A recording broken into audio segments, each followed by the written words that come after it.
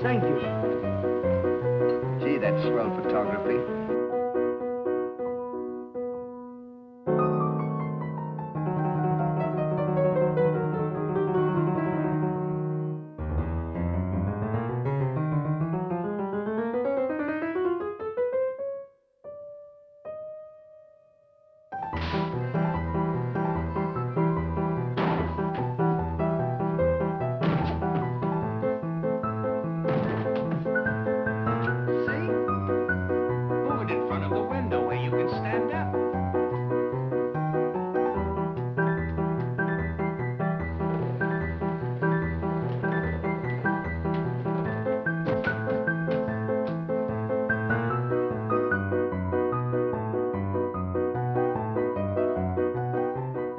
Mention the names Arthur Stanley Jefferson and Laurel Hardy to a cinema-adoring crowd, and you'll get countless reactions in return. A few may scratch their heads, others may fumble with their ties and grin nervously. If you're very unlucky, someone will start to cry. But mention the names Stan Laurel and Oliver Hardy, and those reactions will become associated with the characters they know and love. These were the names that made them famous, and still conjure up images today. Laurel and Hardy. Popular, but not populist. They appealed to the masses long after they hung their derby hats on life's wooden hat stand for the very last time.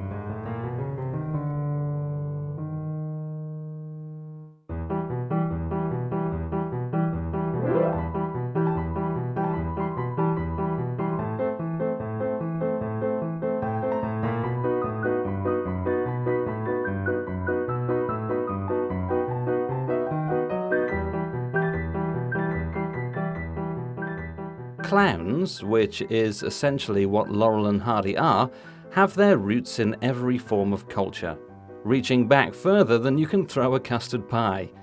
Even if you had a custard pie throwing machine, you'd never hit the very first clown. There are references in the Bible to clowns, and we do know that Greeks and Romans used them as popular forms of entertainment, right through to court jesters of yesteryear and stand-up comedians of today. Probably the greatest of all English clowns, aside from Charlie Chaplin, was a thin, wiry fellow called Dan Leno, who was plying his comedy towards the end of the 19th century. This was at a time when Queen Victoria was head of the royal family. Stan Laurel cited Leno as one of his major influences, and it's easy to see why. He was a past master at being a female impersonator and originating the comedy cry, which was so beloved of Stan Laurel himself. He was also, towards the end of his life and career, partnered with a rather portly gentleman called Herbert Campbell. They were a roaring success, and it's easy to see echoes of them in the teaming of Laurel and Hardy. Humour is an endless recycling of original ideas, which surely makes it the most environmentally friendly of all art forms.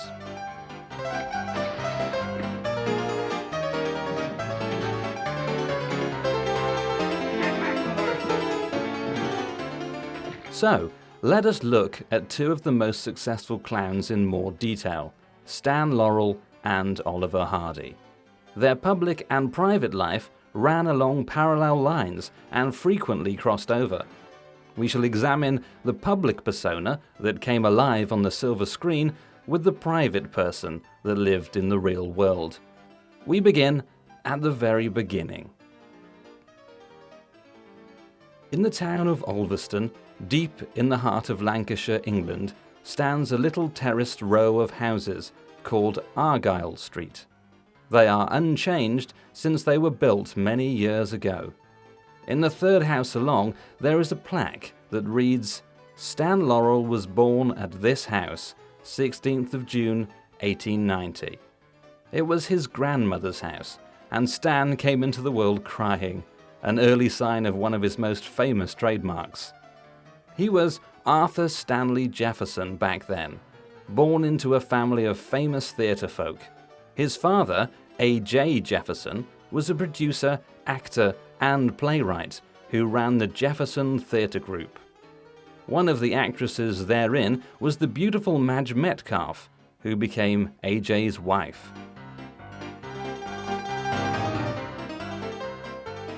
Because of a dip in AJ's fortunes, it was her parents that they were lodging with when Stan was born.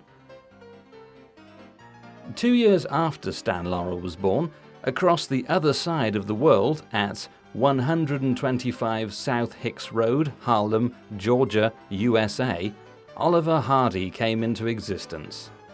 He weighed an impressive 14 pounds at his birth on the 18th of January 1892. He was christened Norval after his mother's maiden name, but would later add the Oliver in homage to his father, who had died when Ollie was only 18 months old.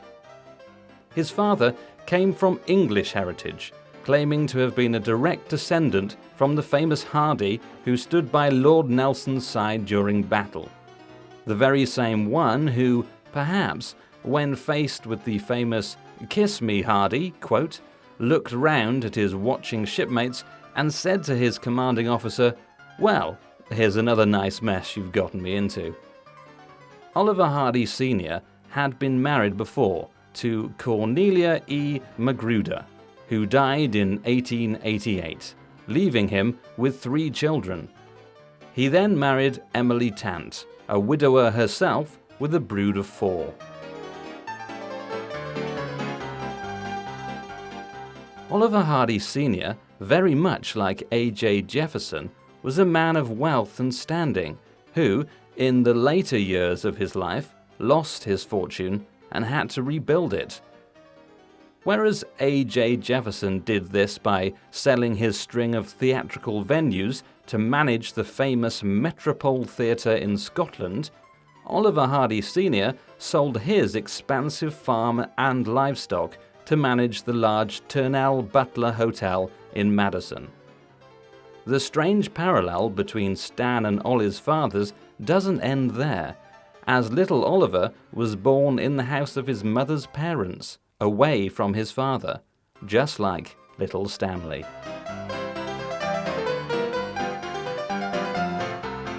It is the formative years of Stan and Ollie, much like any developing child, which shaped and fashioned their adult lives.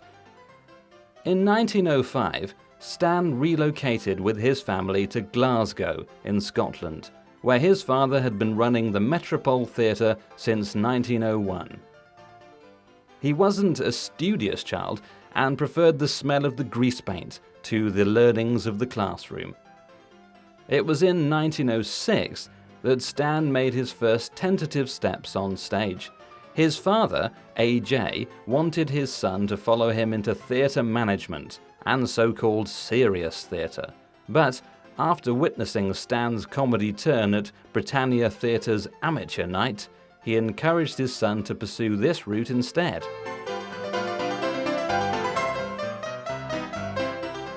Oliver Hardy wasn't a studious child either. A stint at Georgia Military College during the years 1906 to 1907, where he had to endure all kinds of taunts and jibes about his ample size, toughened his character. However, it was not a career in the military that appealed to Ollie. Blessed with an attractive singing voice, he would stop the teasing by breaking into song or telling jokes, and this does seem to be the stereotypical reason he became an entertainer. Picked on by bullies, the class clown deflects the insults by being funny and earns the respect of his classmates. No time, ta'n't no time to stay outdoors and spoon. Shine on, harvest moon for me and my gal.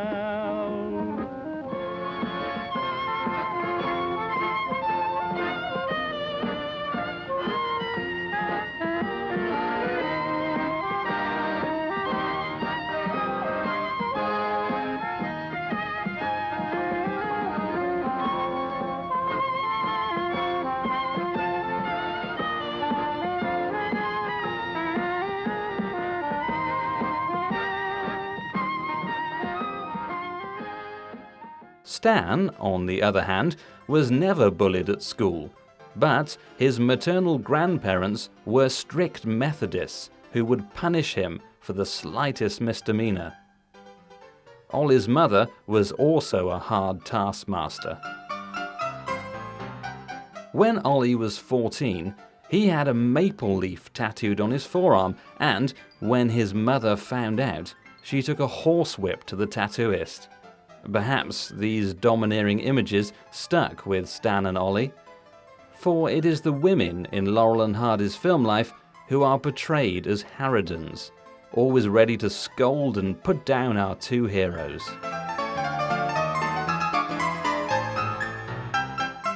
In 1908, Stan's mother died. Both Stan and Ollie lost an important parent at an early age, and this may have been another reason why they were always the entertainer, seeking affection, love, and laughter from an audience of strangers. Did they feel they lacked something in their upbringing? Was this the reason that they both had turbulent love lives in later life? At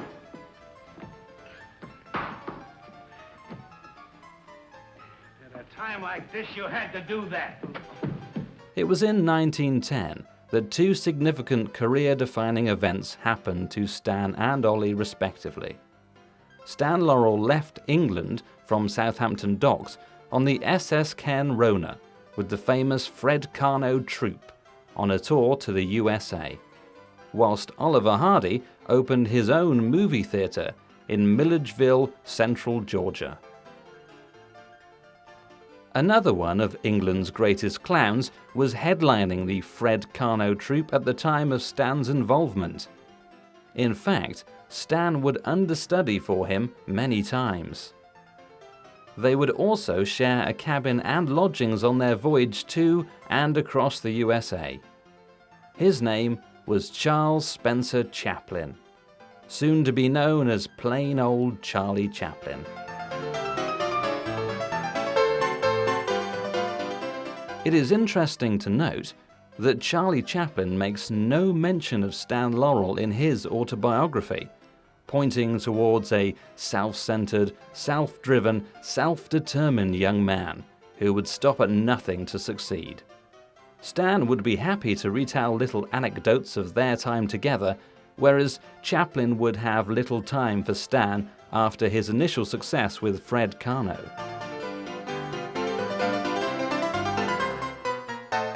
The show that they toured in the USA was called A Night in an English Music Hall.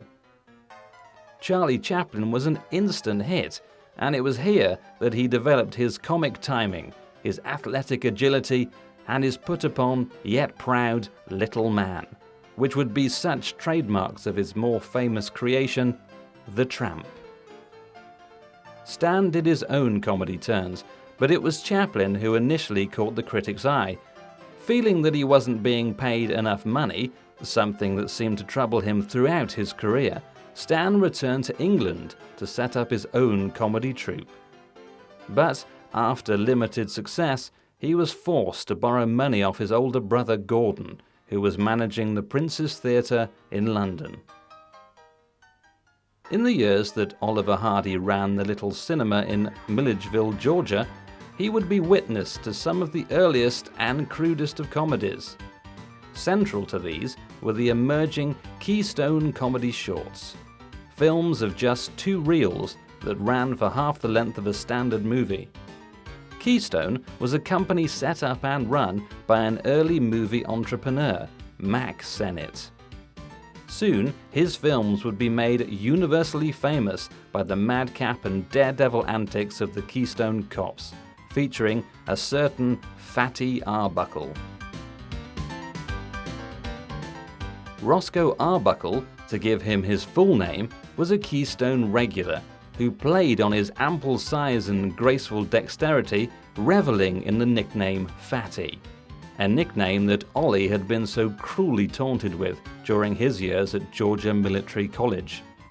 Ollie himself remembered thinking, when he watched these early attempts at comedy, that he could be just as good, or just as bad, as those so-called comedians.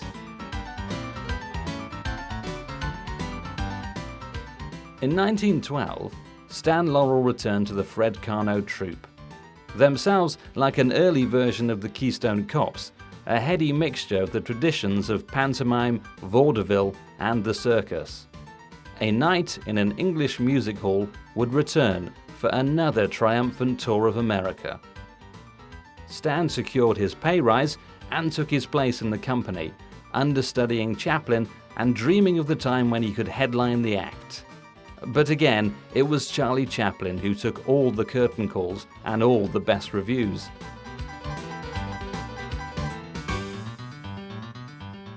Ollie left the running of the movie theatre in 1913 to try his luck in the blossoming movie colony of Jacksonville, Florida.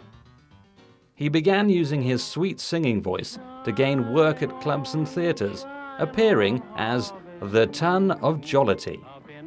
It was a name that played on his size and also played on his conscience. Ollie was never happy with his burgeoning girth, but, as with many comedians, put on a mask of happiness and humour to cover his personal demons. Though, in November that year, the happiness and humour were real, as he married a renowned Jewish pianist called Madeline Saloshin.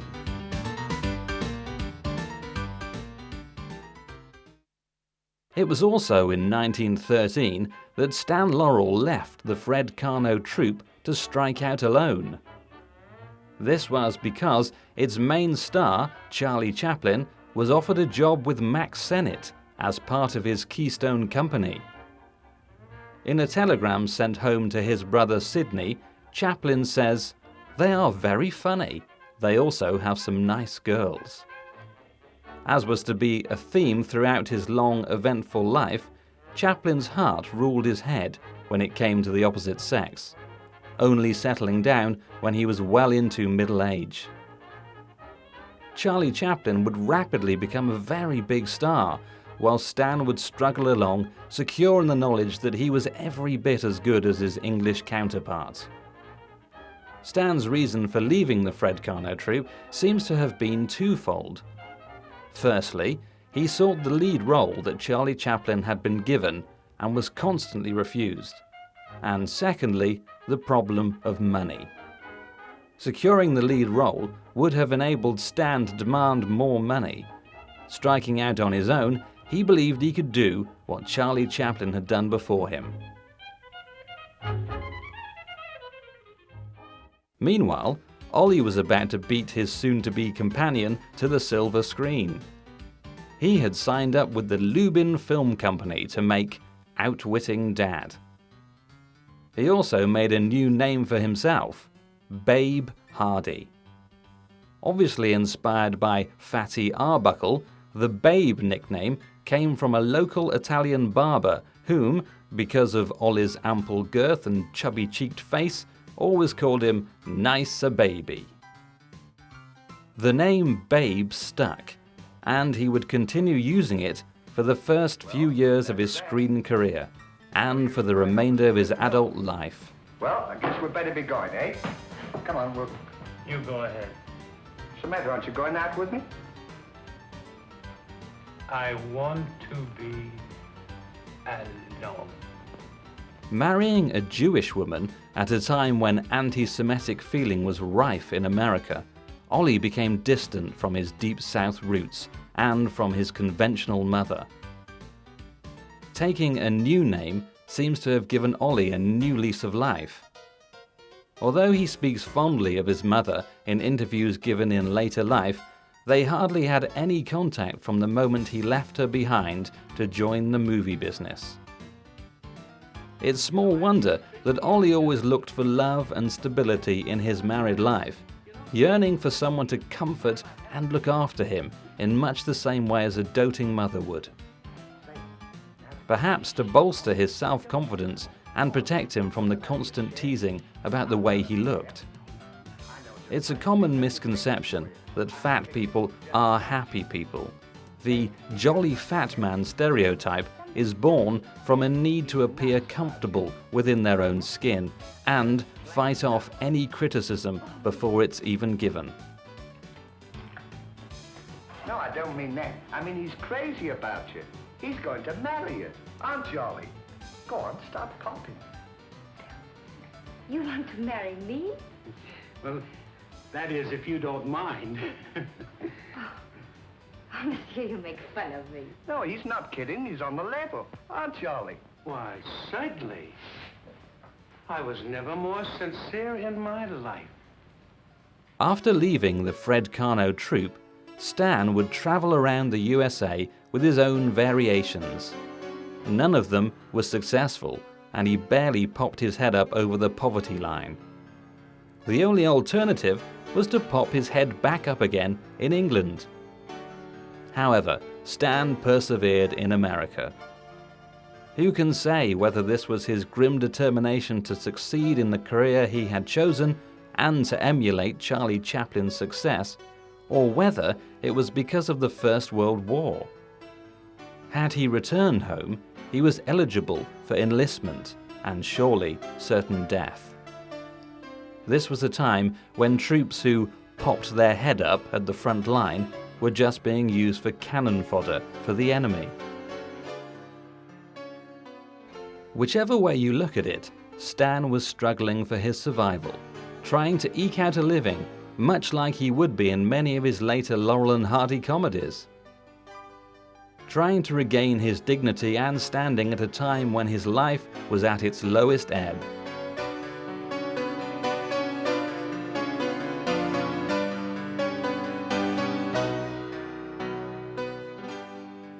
In 1917, Stan, like Oliver "Babe" Hardy, had a change of moniker.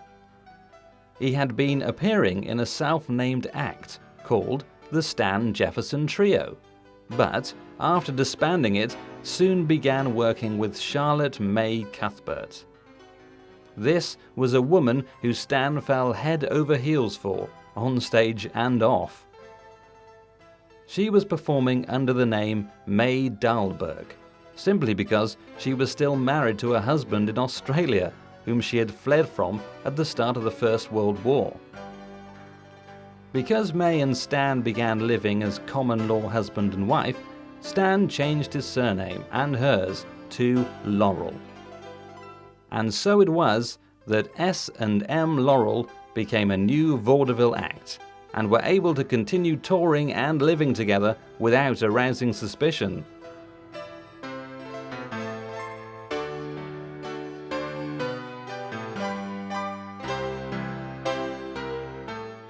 By 1917, Ollie had made well over 100 comedy films for a variety of hastily set up film companies. Whereas Stan learned his art of comedy from appearing on stage, Ollie mastered his craft by performing in front of the camera. Forever cast as the heavy, no pun intended, he found that the more weight he piled on, the more work he would get. Movies relied on stock characters and racial stereotypes, so the fat man was always in work. Especially one with such grace and comic sensibilities as Oliver Hardy.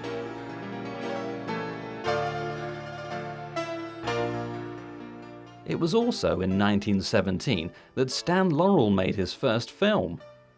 It was titled Nuts in May, and sadly no longer exists. But it features Stan as a schizophrenic who thinks he's Napoleon. Dual personalities is a theme that Stan returned to again and again in his comedies. Maybe this is because he could see a dual personality mirrored in his life on and off camera.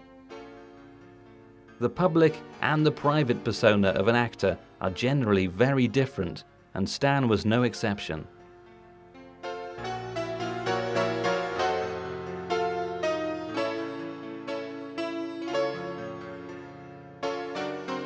By 1920, Oliver Hardy's marriage to his Jewish wife, Madeline, had reached breaking point.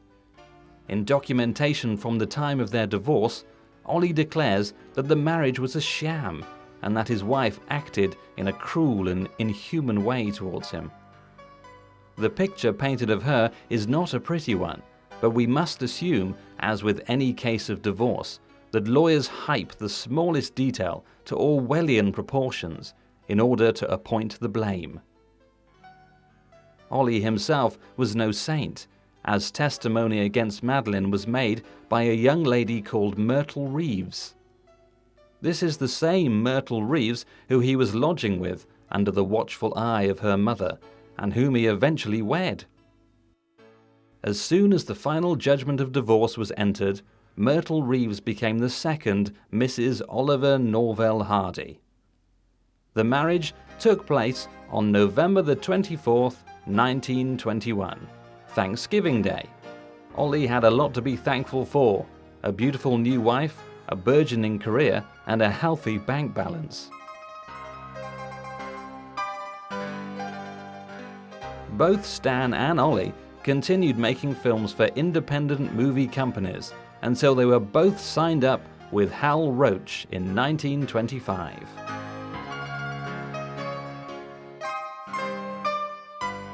By 1925, Stan's common-law marriage was in trouble. At the time, he was signed to a contract with Joe Rock, in which he was allowed to develop and star in his own pictures. May Laurel insisted that she and Stan should always appear together in any film he made. She was clinging on to him like an overlarge barnacle on the underside of a ship. It was Joe Rock who finally paid her off, allowing Stan a newfound freedom in life and work. But, like Ollie before him, Stan took just a year to marry his second wife in the August of 1926, Lois Nelson. She did, of course, have the honor of being Stan's first legal wife. Again, like Ollie, he settled down into a domesticity that was redundant from their on-screen personalities.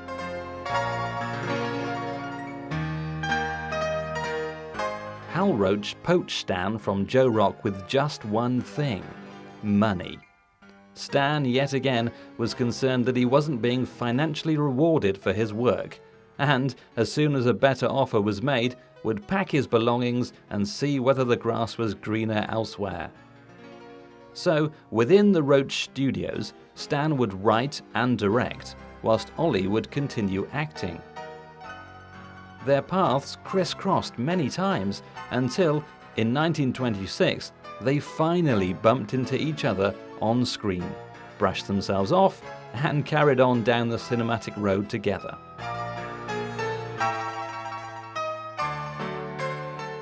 Duck Soup, their first official film as a double act, was overseen by Leo McCarey. Many people have claimed that they were the originators of the Laurel and Hardy pairing, but it seems most likely that Leo McCarey was the man who took them from having blind dates in a multitude of earlier films to an eventual marriage in this, their first teaming.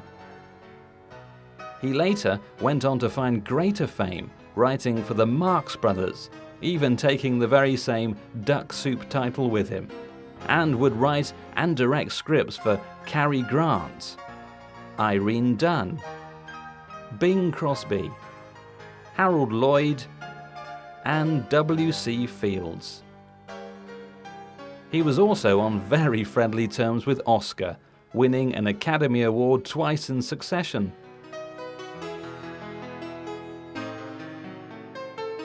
The public took to the pairing at once, and the polar physical opposite of each comedian was the bedrock on which lay their success.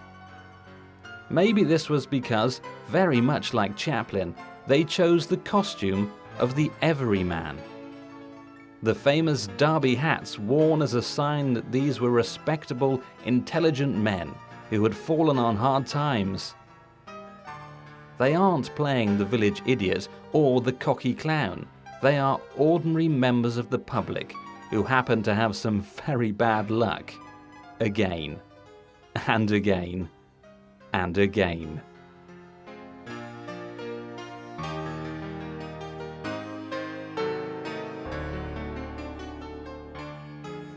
By 1929, Hal Roach had decided to move into talkies. The advent of sound created new careers for some and totally ended the careers of others. Charlie Chaplin, for instance, the so-called greatest clown, failed to make the transition, his comedy coming from a purely visual medium. Stan and Ollie had little trouble. Their voices matched the characters they'd created. Ollie's sing-song, deep Georgian voice, with its air of dignity, perfectly contrasted Stan's flat, high-pitched Lancashire tones. I'm in love. You don't tell me. Who is it?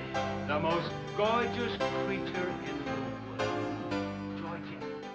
In December 1927, Stan and Lois Laurel were blessed with a daughter. She was named Lois too.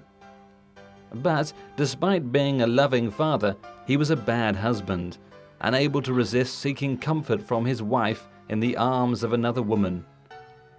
This may have had something to do with the birth and death in 1930 of a son, Stanley Robert Jefferson, who lived for just 9 days. It put a terrible, tragic strain on an already strained marriage. Ollie too was having trouble as Myrtle was drowning in the illness of alcoholism. She filed for divorce on the grounds that Ollie was never home, which is surely the last place he'd want to be when contending with the tantrums and rows of a drunken wife.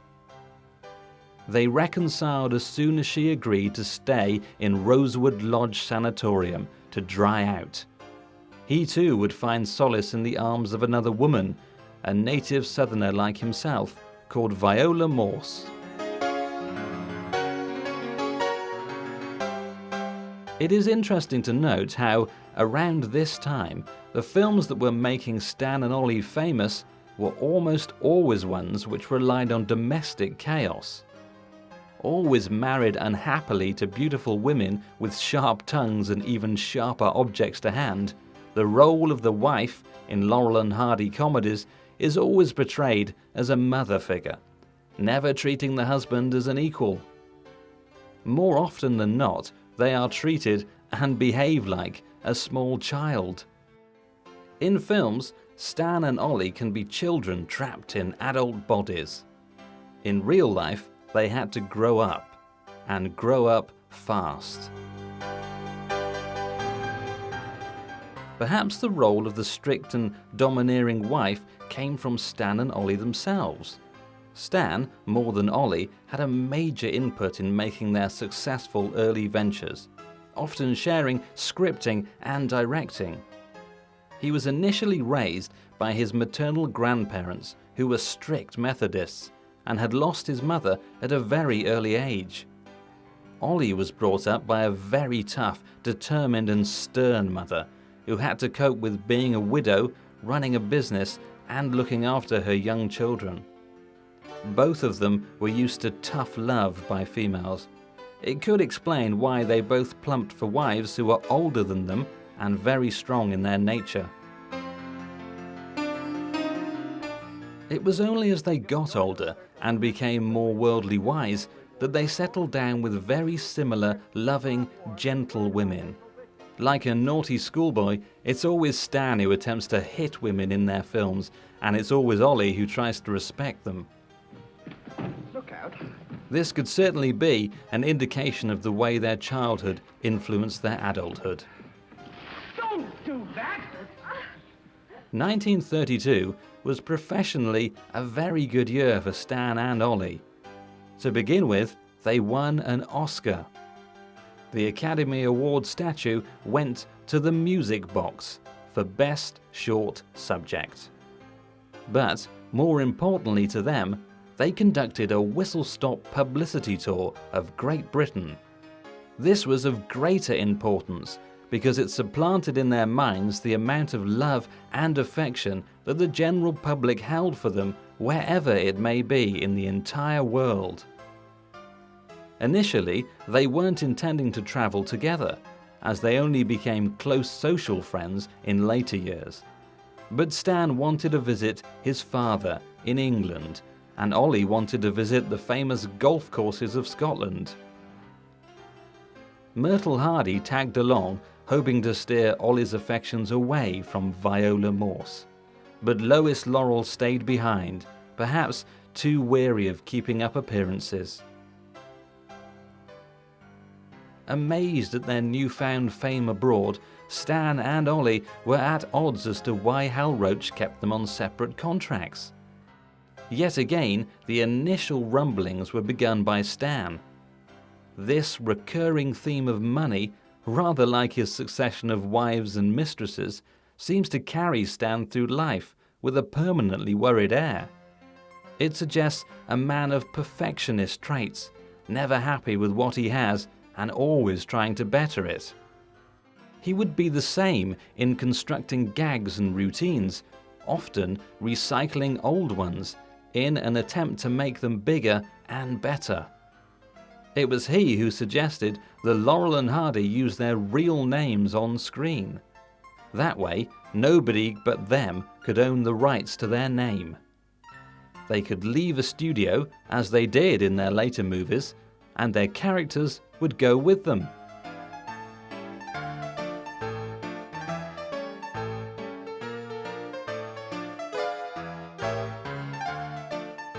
(1933) was the year that Oliver Hardy filed for divorce, citing his wife's drunkenness.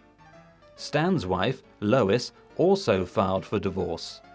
But, as with any good Laurel and Hardy comedy, they all reconciled to try and live happily ever after. Sadly, it wasn't to be, as life is seldom like the movies. Rather like their most famous film, The Sons of the Desert, Stan and Ollie tried to take a vacation from their wives.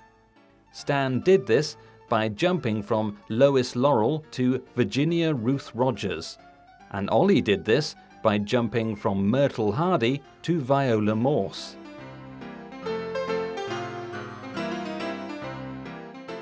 In 1934, Stan married his mistress with somewhat indecent haste.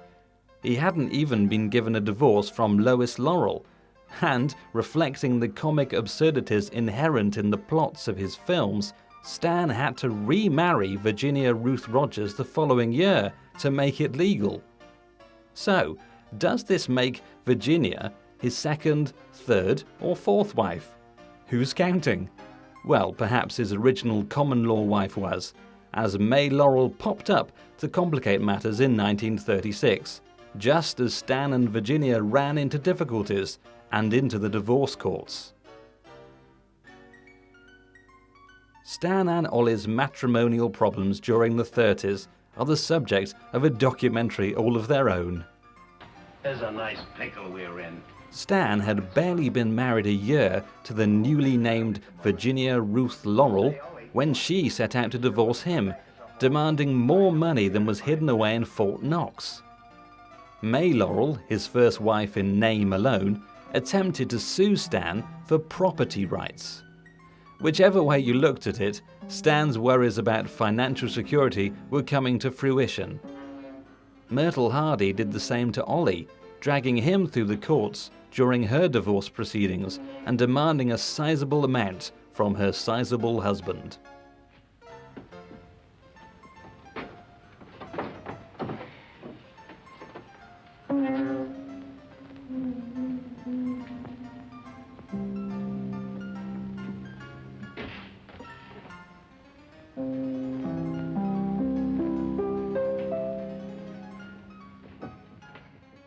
Throughout these shenanigans, it is amazing that they were able to concentrate on their career. But, as with all good clowns, the mask can be slipped over the frown and the smile can be gently applied. Another of their best full-length pictures was made during their matrimonial crises and was far removed from everyday life. Way Out West is the name of the film, and it's most likely where they both wanted to be.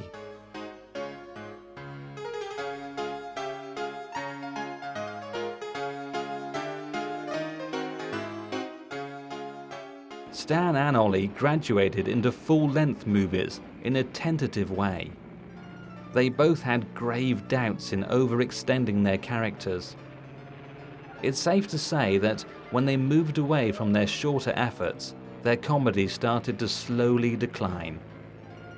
This isn't to say they weren't as popular or as successful. It's just an indication of their gentle comedy being forced into a different structure. Virtually all of their earlier movies relied on one situation that escalated out of control until reaching a surreal or explosive denouement. To stretch this out over a whole movie would be like using cooked spaghetti as a rope swing. It might support you for a while, but would eventually snap, and you'd be unceremoniously dumped on your backside. Mind you, this could just as easily be attributed to their private lives.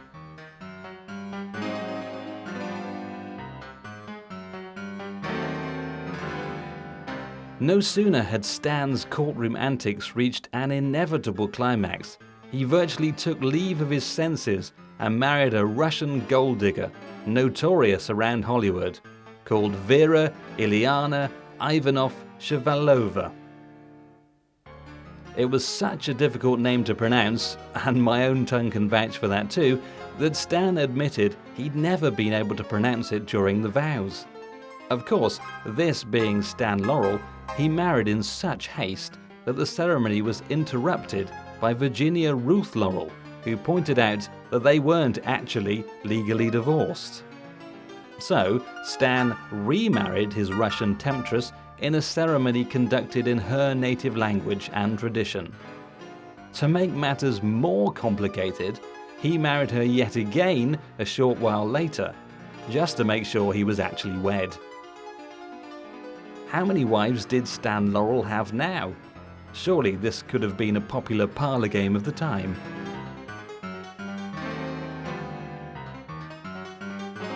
By now, Stan had left Hal Roach, fed up with not being allowed a dual contract and more money with Ollie.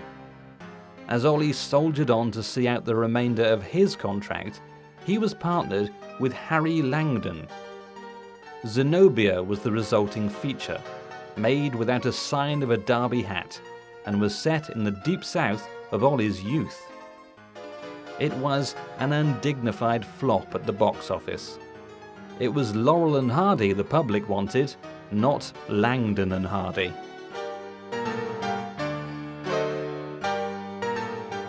And so it was, in 1939, that Stan signed up again for Hal Roach.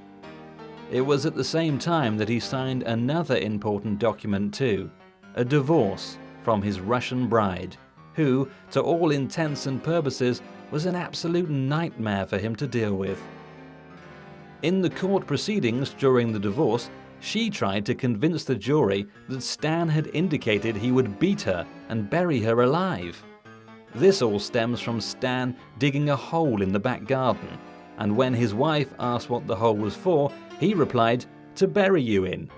This was obviously a joke, but the wit was lost in translation, and Stan's Russian bride became increasingly more paranoid, violent, and vengeful.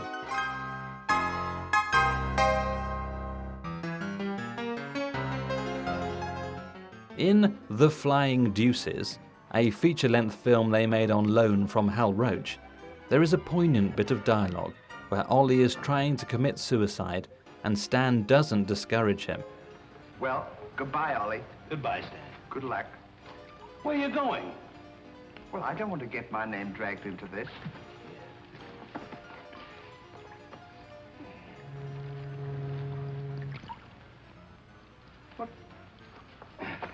What's this for? Now, when I count three, we'll both jump in. What have I got to jump in there for? I'm not in love. So that's the kind of a guy you are. After all I've done for you, let me jump in there alone. Do you realize that after I'm gone, that you just go on living by yourself? People would stare at you and wonder what you are, and I wouldn't be here to tell them. There'd be no one to protect you. Do you want that to happen to you? I never thought of that. I'm sorry if I hurt your feelings, Ollie. I didn't mean to be so dispolite. That's all. This seems to show a bleaker side to Stan and Ollie's relationship, and we must remember that Stan rewrote this script himself after initial reluctance to film it, showcasing their link as friends and how one couldn't function without the other, especially after death. When Ollie passed away much later, Stan would spend all of his time watching reruns of his old films and commenting on what a funny fellow Ollie was, as if he was lost without his best buddy. During the making of this film, and with a divorce newly granted, Oliver Hardy fell in love with the continuity girl, Lucille Jones.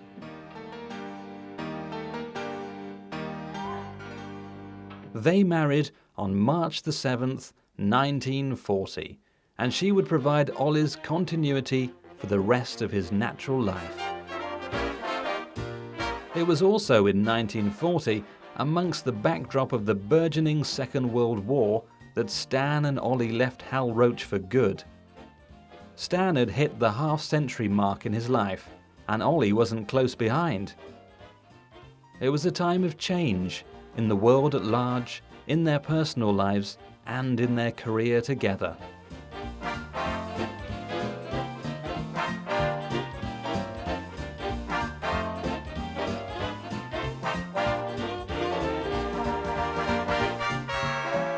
Having left Hal Roach, the boys signed for 20th Century Fox.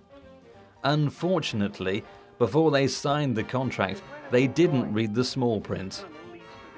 It was to be an unhappy coupling, much like Stan and Ollie's earlier marriages. 20th Century Fox allowed them no input at all into their films, and just required the brand name and their presence. Their much-loved characters were turned into bumbling idiot savants.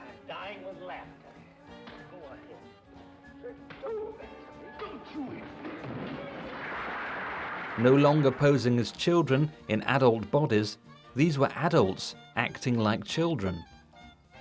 Coupled with the fact that their normal white-faced makeup was washed off and new realistic face paint was applied, they began to look old and tired.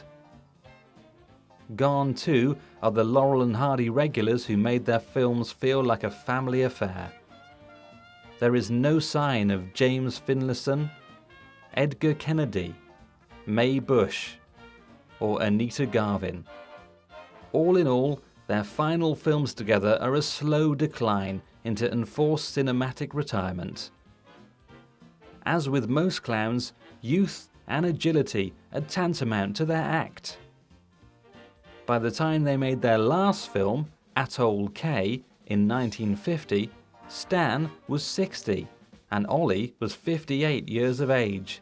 And sadly, it showed.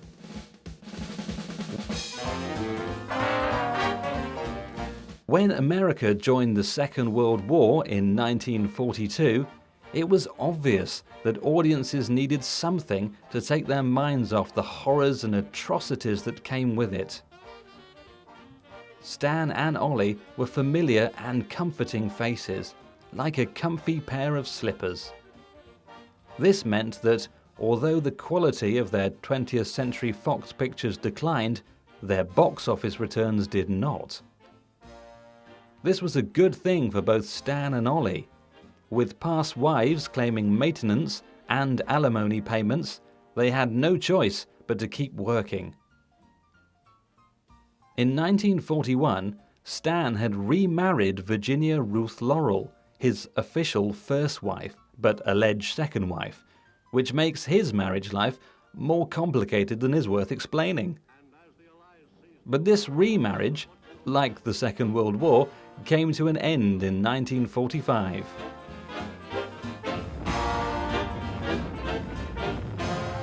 However, the complications of Stan's other halves became settled once and for all in 1946, when he married his final wife, Ida Kitaeva Raphael, for the first and only time.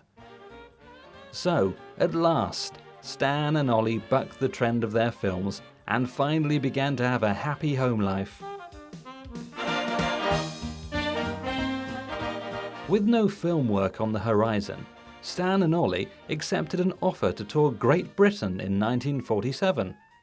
An audience hungry for laughter after 6 years of pain and heartache at the hands of Germany was eager to embrace their Lancastrian son and his Georgian best friend.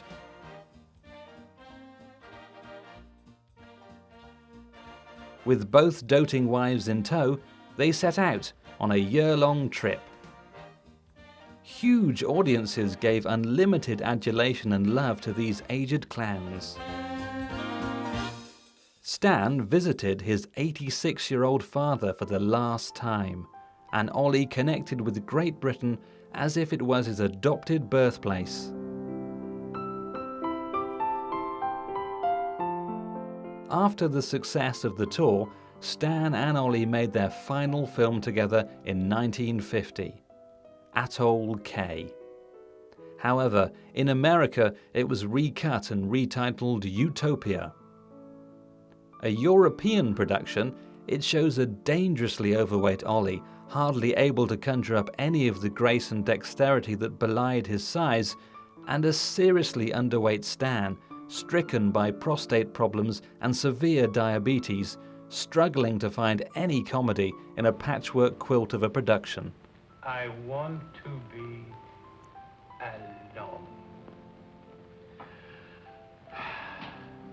Their final hurrah was another long and arduous tour of Great Britain.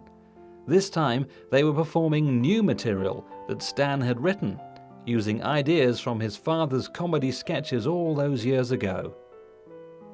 A short tour began in 1952, where Stan was delighted to appear at the Metropole Theatre, Glasgow, the very same establishment that his father had managed when Stan was a little boy. A.J. Jefferson had passed away in 1949, so Stan felt his homecoming more keenly than ever before. In 1953, during the second leg of the tour, Stan and Ollie landed in the tiny fishing village of Cobb in Southern Ireland. Due to Ollie's restrictions on his work visa, he could only enter Great Britain via Ireland, so that's what they did. As they docked, the crowds were like a sea of people, carrying them into port on a tidal wave of emotion, and the bells of the church pealed out their signature tune, the Cuckoo Song. Stan and Ollie were both to recount the tale many times afterwards, both of them freely admitting it was the most amazing and emotional moment of their lives. Sadly, the second part of the tour was cut short as Ollie suffered a mild heart attack. His weight had ballooned to 350 pounds, and his movement was severely restricted. Doctors ordered him to reduce his ample frame at once. With their wives at their side, they returned to sunny Los Angeles in 1954. Later that same year, Stan and Ollie were surprised to be subjects of a This Is Your Life program. Throughout the live show, they look happy but perplexed. Stan admitted afterwards that he was concerned because A, they had no time to prepare any funny business to entertain the audience, and B, that they appeared for free. With Stan, being entertaining and being paid were always the two most important things in his life. But from this show came another offer of work. Hal Roach Jr., son of their original and best boss, offered them a TV contract for a series called Laurel and Hardy's Fabulous Fables. Stan set about writing the scripts, but after completing just one of the 4 shows, he suffered a stroke, and with orders to take life easy from now on, the TV shows never surfaced. In 1956, with fears about his heart, Ollie went on a crash diet and lost over 150 pounds. Friends were so noticeably disturbed by the change that he became a virtual recluse thereafter. It's ironic to think that, for a man so worried about what people thought of his size, it was his reduced form that caused the most upset. Perhaps because of this sudden loss of weight and the shock it must have been for his body, Ollie had a massive stroke a few months later. He died the following year, never fully recovering. I'm talking to the gentleman. Will you keep quiet just a moment? And then I think that after a couple of weeks we might... What is it? You're standing on my foot. Oh, I'm sorry. He was cremated, and the urn containing his ashes, kept in the Valhalla Memorial Park Cemetery, bears a simple inscription. It reads, Oliver Hardy, 1892 to 1957, a genius of comedy. His talent brought joy and laughter to all the world. The silver screen in the sky played host to the noble giant as he lay down to rest, probably drumming his fingers and looking exasperated, waiting for his partner's eventual arrival.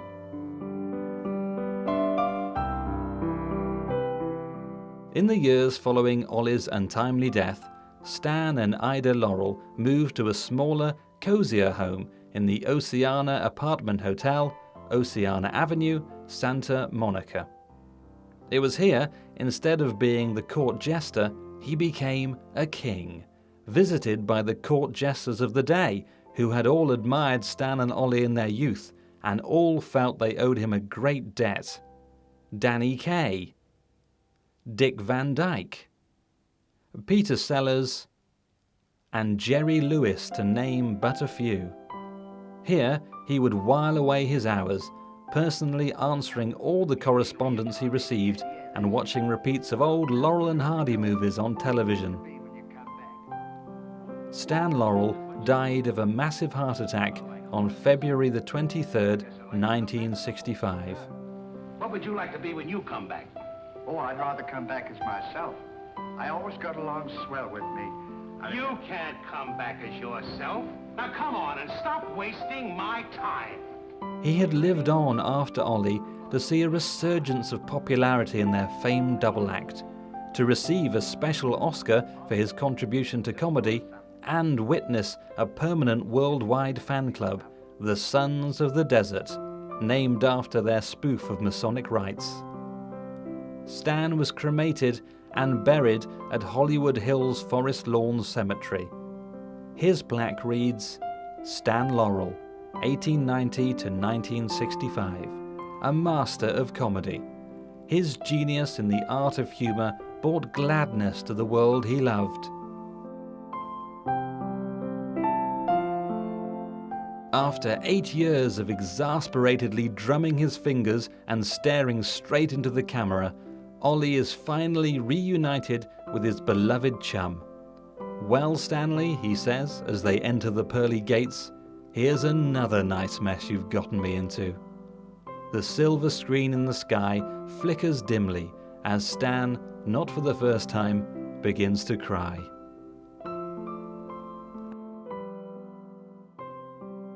As a postscript, it's interesting to note that certainly it's the children who respond the most to these two overgrown infants. In adulthood, they aren't quite as funny as they are when viewed through a child's eyes. Ollie is the grand, overbearing, pompous child who thinks that he knows everything and everything he knows is right. Stan is the whimpering, subservient child given to fits of alternating angry and tearful tantrums, but willing to be misled by his very best friend. As with childhood friends, they bicker, they banter, and they try to best each other with alarming regularity. Inside the world of celluloid, their childlike attitudes and antics never age. They both stayed perpetually simple and naive. Outside, in the hustle and bustle of the ever-changing real world, they became older and wiser and a little more cynical. We are all children at heart. After all, what's the point in being grown up if you can't be childish sometimes? That seems to be the fundamental ethos of Mr. Stan Laurel and Mr. Oliver Hardy. Long may they reign as the true kings of comedy.